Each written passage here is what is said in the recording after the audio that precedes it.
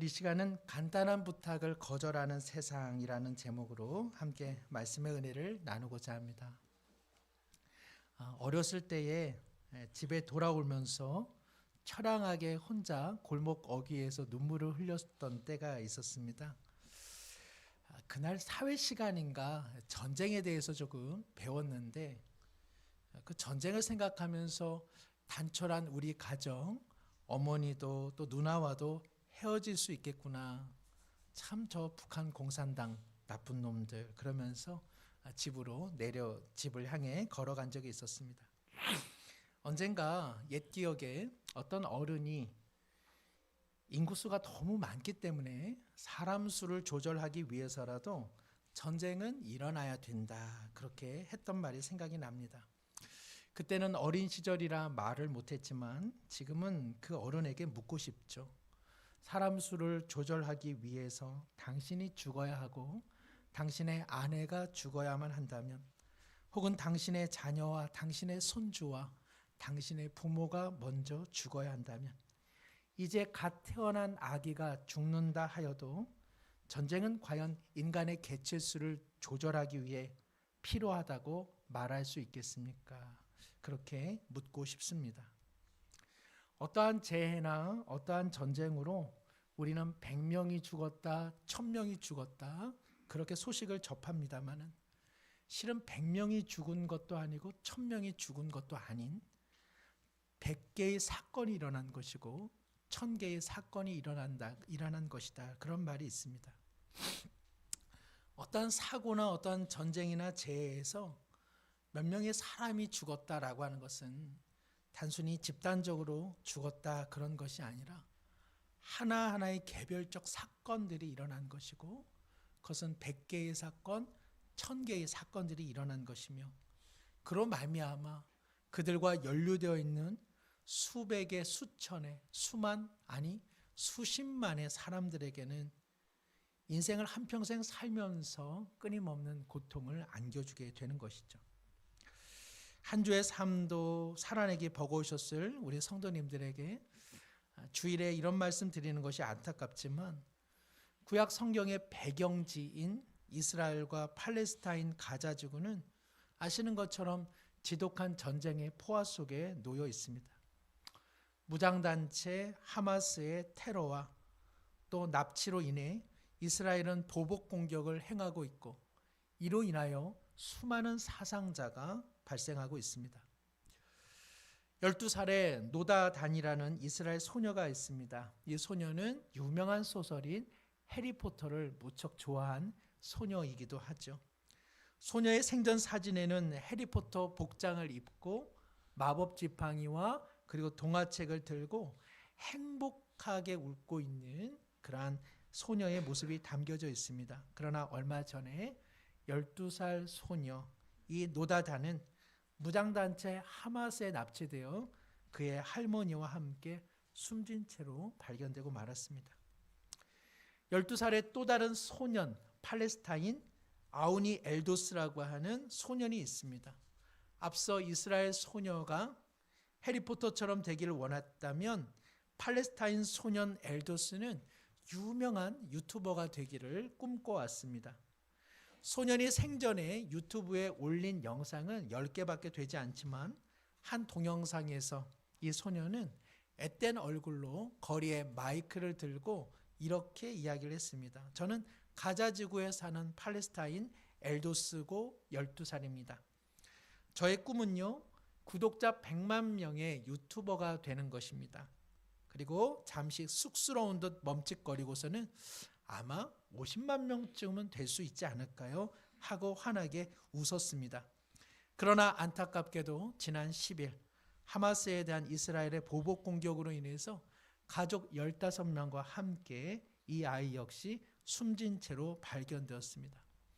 이 아이의 이런 비극적 소식이 알려졌고 아이가 운영하던 유튜브는 많은 사람들이 애도하기 위하여 찾아왔습니다. 그래서 구독자가 100만 명을 넘어 현재 127만 명에 이르렀습니다. 신문들은 가자 지구의 12살 소년의 꿈, 죽은 뒤에 이뤄졌다라는 가슴 아픈 제목으로 이 사연을 전하고 있습니다. 정현종이라는 시인은 전쟁의 참화에 대해 간단한 부탁이라는 제목으로 시를 지었습니다. 읽어봅니다. 지구의 한쪽에서 그 어떤 수식어도 즉시 미사일로 파괴되고 그 어떤 형용사도 즉시 피투성이가 되며 그 어떤 동사도 즉시 참혹하게 만드는 전쟁을 하고 있을 때 저녁을 먹고 빈들빈들 남녀 두 사람이 동네 상가 꽃집 진열장을 들여다보고 있는 풍경의 감동이요. 그러면서 시인은 이런 부탁을 합니다. 전쟁을 계획하고 비극을 만드는 이들이여 저 사람들의 한가로운 저녁 산보를 방해하지 말아다오. 저 가족의 저녁 산보가 내일도 모레도 계속되도록 내버려 다오. 그 꽃집의 유리창을 미사일로 깨지 말아 다오. 누군가의 삶을 미사일로 깨지 말아 달라고 하는 이 부탁은 온 인류의 부탁이 되어 있습니다. 우리는 서로에게 많은 것을 요청하고 있지 않지만 평화로운 소박한 삶, 이 간단한 부탁이 온 인류의 절실한 부탁이 되었고 창조 세계와 그리고 사람을 만드신 하나님의 엄중한 명령이 된 것, 이것이 오늘의 현실입니다. 러시아가 발발한 우크라이나와의 전쟁, 우크라이나 태생의 2015년 노벨 문학 수상 작가 알렉시에비치라고 하는 여류 작가가 실화를 바탕으로 한 전쟁 이야기에서 이렇게 내용을 담고 있습니다. 전쟁에 참여한 이들이 하나같이 고백하는 것은 전쟁의 포화 속에서 꽃과 새를 본 기억이 없다는 것입니다. 땅도 새도 나무도 모두가 고통을 당하기 때문이며 전쟁의 색채는 오직 검정색에 그 바탕에 붉은색만이 더해졌다고 사람들은 말합니다. 전쟁에 참여했던 한 군인은 자신이 간절히 바라던 세 가지가 있었는데 첫 번째는 바닥에 엎드려 기어다니지 않고 두 다리로 서서 기차를 타보는 것. 둘째는 흰빵을 사서 자신 혼자만 통째로 먹어보는 것. 셋째는 빳빳하게 풀을 먹인 하얀 침대보 위에서 실컷 자보는 것. 우리 모두 한 주의 삶도 녹록지 않고 저마다의 삶도 버거웠기에 지구 한쪽에서 남모를 전쟁의 이야기는 때로는 비현실적으로 들릴 수도 있을 것입니다. 그러나 저들이나 우리나 다 똑같은 마음, 그것은 무엇이냐?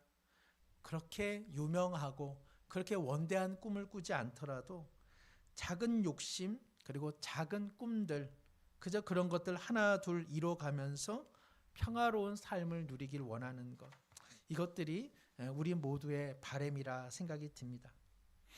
보통의 삶을 소박하게 살아갈 수 있는 꿈들, 서로의 이런 간단한 부탁이 이렇게 어렵게 되어버린, 어려운 부탁이 되어버린 비정하고 무정한 세상 속에 우리 모두는 살아가고 있음을 다시 한번 확인하고 있는 것이죠.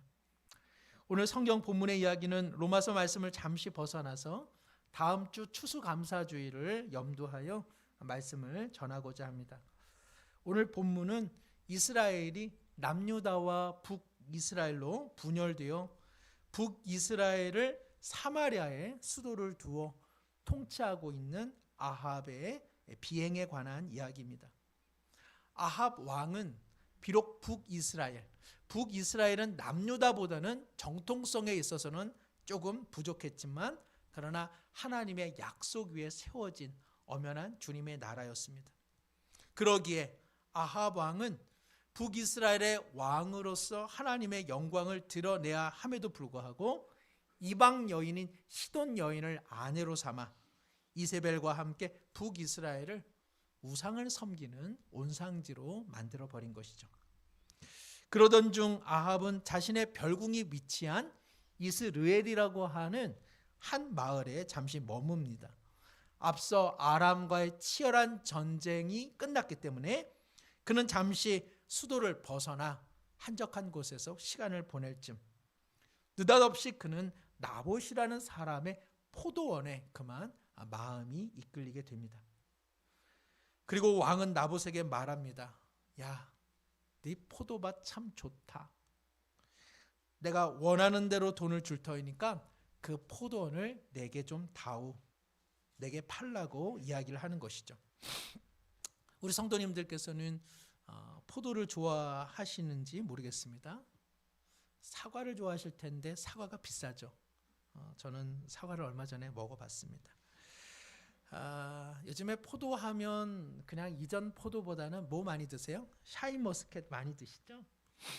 샤인머스켓 값도 싸지고 얼마나 달콤하고 보기도 좋고 먹음직도 하지 않습니까? 저도 제 냉장고에 샤인머스켓이 있습니다. 아합이 왜 포도밭을 이렇게 좋아했을까? 제가 엉뚱한 생각을 해보는 거죠. 샤인머스켓이 있지 않았을까? 그래서 그렇게 좋아하지 않았을까? 그런 생각을 합니다만은 아합이 나봇의 포도원을 매입하여서 채소밭을 만들고자 했다고 성경은 기록되어 있습니다. 구약 성경에서 채소밭이라는 말은 이 본문과 그리고 다른 본문 딱 한 군데만 나옵니다. 신명기에 나오는데요. 이스라엘이 노예 생활을 했던 애굽 땅을 하나님께서 채소밭의 땅이었다 이렇게 기록하고 있습니다. 그러니까 북이스라엘 왕 아합이 나봇의 포도원을 채소밭으로 만들겠다라고 하는 것은 그의 마음 가운데 다른 이들을 노예 삼아 나는 애굽과 같은 왕이 되겠다고 하는 그의 야심을 드러내고 있는 것이죠. 이에 비해서 나봇의 포도원은 무엇을 의미할까요? 구약 성경에서 포도원 그리고 열매와 과실이 풍성한 포도원은 경건한 삶을 사는 신자들의 삶을 의미하고 있습니다. 실은 나봇이 사는 이 이스르엘이라고 하는 말도요. 하나님이 밭을 일구어 비옥한 땅 그런 뜻을 갖고 있고요. 나봇이라고 하는 이름의 뜻도 돋아나는 싹이다라는 뜻을 갖고 있습니다. 그러니까는 이스르엘 그리고 나봇 그리고 그의 포도원은 얼마나 경건한 조화를 이뤄내고 있습니까? 종합해 보면 농부 나봇은 하나님께서 그에게 선물로 주신 하나님께서 밭을 가시는 비옥한 땅에서 신실한 삶의 싹을 튀어내며 삶의 열매를 거두는 거룩한 신자의 전형을 보여주고 있는 것이죠. 우리 모두 나봇의 삶을 지향점으로 삼을 만합니다. 하나님께서 내게 주신 삶의 자리를 하나님께서 읽어주신다. 내 안에 주신 삶의 씨앗을 주님의 은혜를 기대어 나도 튀어내며 삶을 살아가는 것.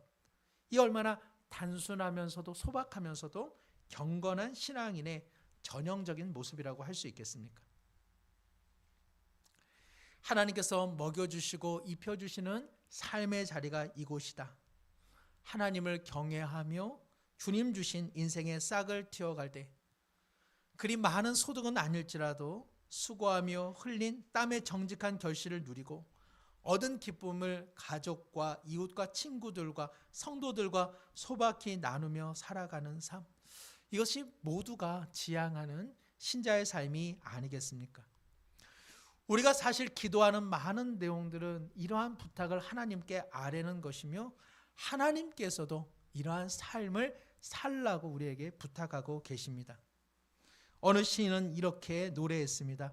내 하루의 처음과 마지막 기도가 한 해의 처음과 마지막 기도가 그리고 내 한 생애의 처음과 마지막의 기도가 하나님 감사합니다 라는 말이 되도록 오늘도 감사를 하나의 숨결 삼아 노래하며 살고 싶습니다.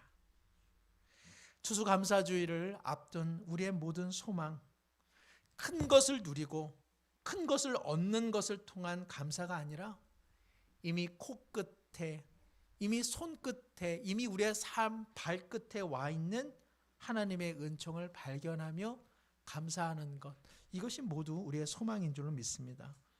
그러나 이렇게 소박한 바램조차도 이루어지지 않는 것, 이러한 소박한 인생의 바램을 파괴하는 이들이 있기 때문에 그렇죠. 바로 그 인물이 아합입니다. 아합은 느닷없이 나봇에게 나타나 한평생 일구었던 그 포도원을 지금 즉시 팔라고 다그치고 있는 것이죠. 그럴 때 나봇은 왕에게 하나님의 이야기를 들려줍니다. 3절 나봇이 아합에게 말하되 내 조상의 유산을 왕에게 주기를 여호와께서 금하실지로다.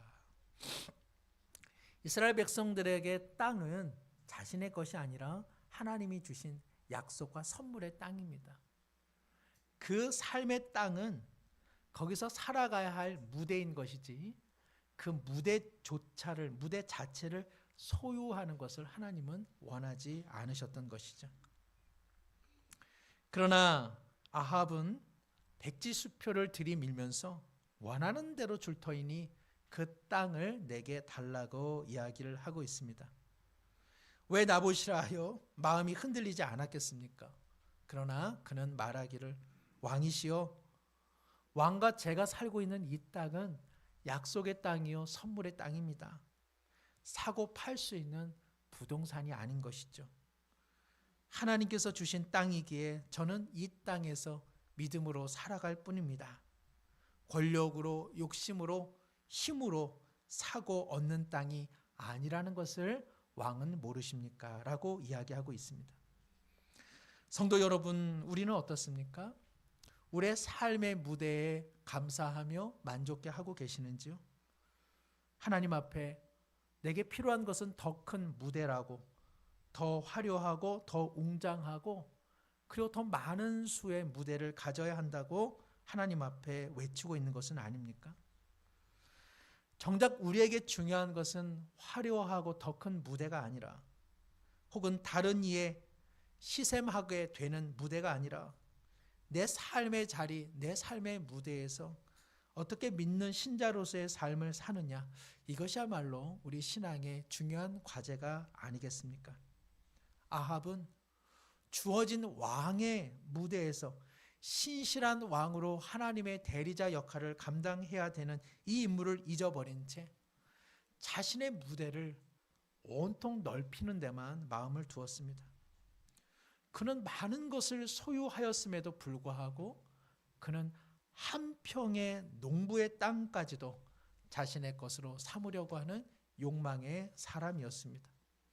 그는 이 일이 되지 않자 왕궁으로 돌아가 분노를 사기며 씩씩거렸습니다.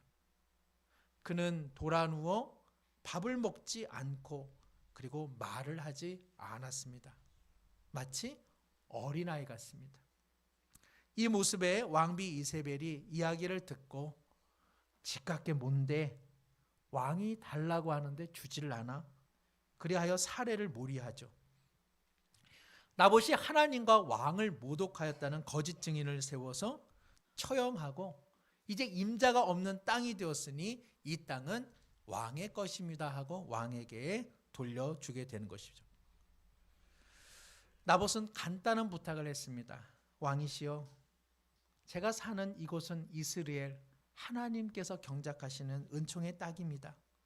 저는 하나님께서 주신 삶의 씨앗을 부지런히 튀어내는 일에 내 삶의 최선을 다하고 있습니다. 그러니 저의 이 소박한 삶을 파괴하지 마시고 이 간단한 부탁을 들어주십시오.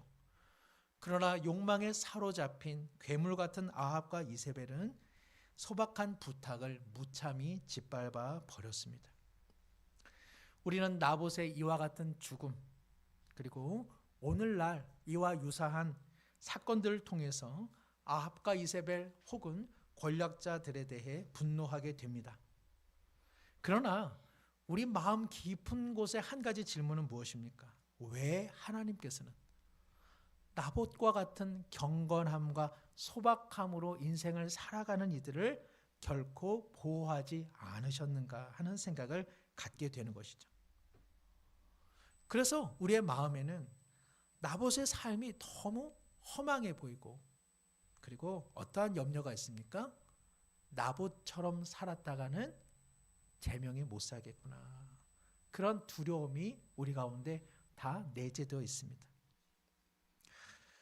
분노와 두려움이 교차하는 우리의 심령. 그러나 성도 여러분, 나봇의 죽음은 결코 비극적이거나 헛된 죽음이 아니었습니다. 나봇의 이 일이 있기 전에 이스라엘에는 큰 사건이 하나 있었는데, 그것은 가나안 지역의 우상인 바알과 아세라를 신봉하던 천여 명의 거짓 선지자들이 갈멜산에서 하나님을 통해 엘리야로 인하여 심판을 받은 사건이 있었습니다.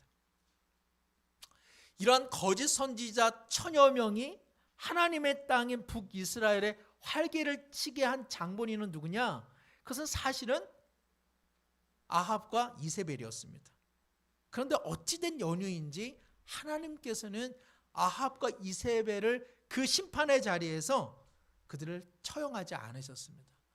이것이 엘리야에게는 큰 낙심의 이유가 되었습니다. 그러나 비로소 한 사람 나봇의 죽음으로 인해 아합과 이세벨의 죽음이 드디어 선포됩니다. 열왕기상 오늘 본문 21장 17절에서 19절 말씀 제가 읽도록 하겠습니다. 여호와의 말씀이 디셉 사람 엘리야에게 임하여 이르시되 너는 일어나 내려가서 사마리아에 있는 이스라엘의 아합 왕을 만나라. 그가 나봇의 포도원을 차지하러 그리로 내려갔나니 너는 그에게 말하여 이르기를 여호와의 말씀이 내가 죽이고 또 빼앗았느냐고 하셨다 하고 또 그에게 이르기를 여호와의 말씀이 개들이 나봇의 피를 핥은 곳에서 개들이 내 피 곧 내 몸의 피도 핥으리라 하였다 하라. 아멘. 나봇의 죽음은 비참한 죽음이 아니라 북이스라엘의 악의 근원인 아합과 이세벨의 심판을 가져오는 도화선이 되었고 북이스라엘 백성이 새롭게 회개하고 돌이키는 기폭제가 되었던 사건입니다.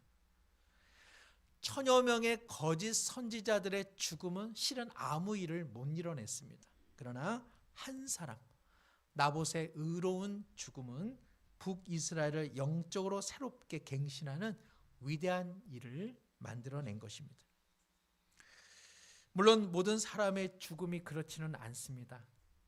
우리가 로마서 말씀을 통해 확인하듯 첫사람 아담의 죽음은 모든 인류에게 비극과 죽음과 파멸을 안겨주었습니다. 그러나 또 다른 죽음은 우리에게 생명을 주었나니 바로 그리스도 한 분의 죽음입니다. 그리스도 예수의 죽음은 아담의 죽음과는 완전히 달라 그분의 죽음은 우리에게 생명과 구원과 영광과 존귀와 그리고 사랑과 은혜와 소망과 하나님과 원수가 아닌 하나님 안에서 영원한 평화와 그리고 회복의 은혜를 부어주신 것입니다. 그러므로 신실한 한 사람 나봇의 삶과 그의 죽음은 결코 헛된 것이 아니었습니다.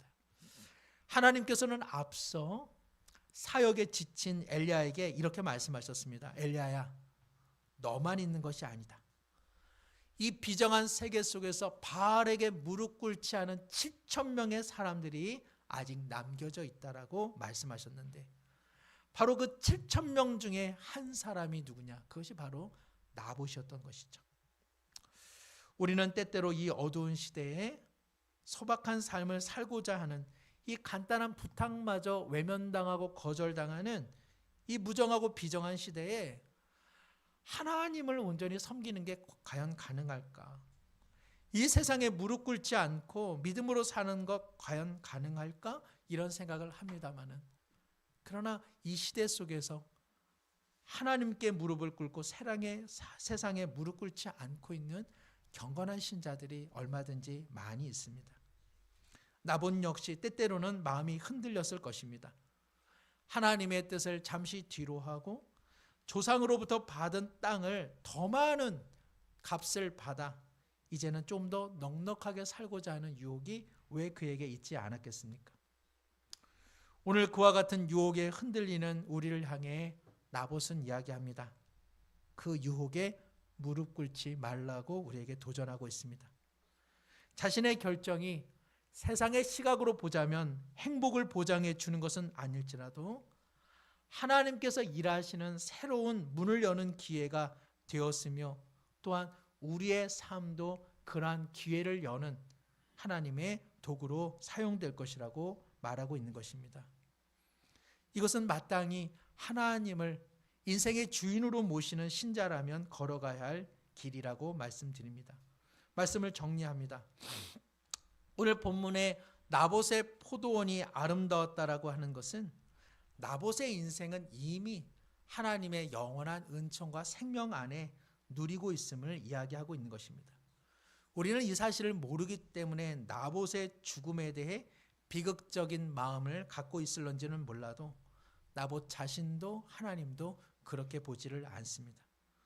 나봇의 삶은 악한 자의 근원을 끊어내며 북이스라엘의 많은 사람들이 하나님께로 돌아오는 갱신의 시간의 주인공이 된 것입니다.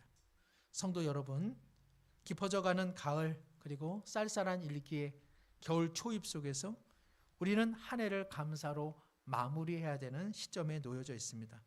이쯤 올 한 해 우리 인생의 포도원엔 주님 앞에 드릴 신앙 인격의 열매가 얼만큼 무르익어 가고 있습니까?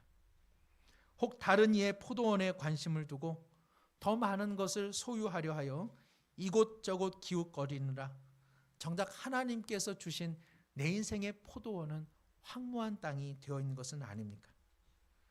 한평생을 요란하게 살아도 아무 감동도 주지 못하는 인생이 있는가 하면 잠시 머물다 떠난 자리임에도 깊은 울림을 주는 그런 사람들이 있다면 지금 우리의 삶은 어떠한 삶을 살고 있습니까? 감사하며 사랑하며 소박한 삶을 살고자 하는 이들의 간단한 부탁조차 철저히 거절하는 이 비정한 세상 속에서 우리는 세상에 무릎 꿇겠습니까? 아니면 하나님 중심으로 살겠습니까? 우리 모두의 솔직한 고백은 이와 같죠. 하나님 중심으로 살고 싶습니다. 그러나 그렇게 살 자신은 없습니다. 이것이 우리 모두의 실존적인 고백일 것입니다. 그러나 하나님께서 그와 같은 현실의 삶을 살고 있는 고단한 우리의 인생길을 알고 계십니다. 주님께서 우리를 돕고 계십니다. 우리의 믿음 없음을 불쌍히 여기고 계십니다. 하나님께서 우리를 이끌어 가실 것입니다. 기독교 신자라면 마땅히 걸어가야 할 삶의 길이 있습니다. 우리는 힘이 부족하나 우리 하나님께서 연초부터 연말까지 그리고 우리 인생의 처음부터 끝까지 이끌어 가실 것입니다. 한 주간도 이와 같은 하나님의 은혜를 붙잡으며 살아가는 우리 모든 성도님들의 삶과 삶의 무대가 되시기를 축복합니다. 기도합니다. 하나님 아버지, 하나님께서 주시며 경작하시는 삶의 자리에 주신 소망의 씨앗을 틔워 열매를 거두기를 소망하는 이 작은 소박한 삶을, 그러나 이 세상은 비정하리는 만큼 파괴하고 외면하고 있습니다. 끊임없는 세상의 바알이 자신에게 무릎을 꿇으라 강요하는 이때에 아버지여, 우리의 흔들리는 마음을 불쌍히 여겨 주시옵소서. 참으로 경건하며 참으로 주님을 의지한 나봇의 길을 가고자 하나 때때로 우리 모두 아합의 길에 들어서는 것 주께서 아시오니 불쌍히 여겨 주옵시고, 믿음 없음을 긍휼히 여겨 주실 때에 하나님의 은혜로 우리 모두 믿음의 길, 기독교 신자의 길을 온전히 걸어가게 하여 주시옵소서. 세상이 비록 이 소박한 부탁을 외면하나 성도된 우리는 서로의 사랑의 부탁을 다시 한번 수용하게 하여 주옵시고, 하나님께서 부탁하신 하나님을 사랑하며 이웃을 사랑하는 사랑의 삶을 우리 모두 실천적으로 살아낼 수 있도록 인도하여 주시옵소서. 추수감사주의를 맞이합니다. 한 주간 더욱 주님께 감사하며 소박한 일상 속에서도 우리의 삶의 무대와 포도원을 경작하시는 주님으로 인하여 힘을 얻게 하여 주옵소서. 예수님의 이름으로 기도드리옵나이다. 아멘.